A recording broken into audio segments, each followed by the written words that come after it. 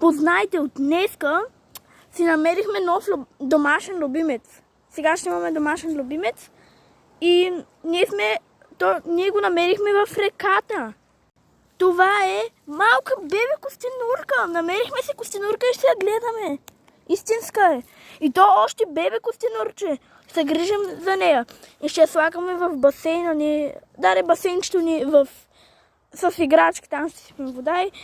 И в огромния ни град с играчки. Детската ми стая, дете има много играчки. За нея са едно истински град и там ще я слагаме да обикаля. И ще я разхлаждаме в купички. Също и в онова и в басейнчета, навсякъде. Ето. Кръстихме я Тънчо. Тя сега спи. Не, тя се отваря от чентата, ама... Да, вече имам нов домашен любимец Тънчо, костенурка. Не знам мъжко или женско, ама дори ако е мъжко или женско, пак ще го кръстим Тънчо. То си е Тънчо. Малка костенурка.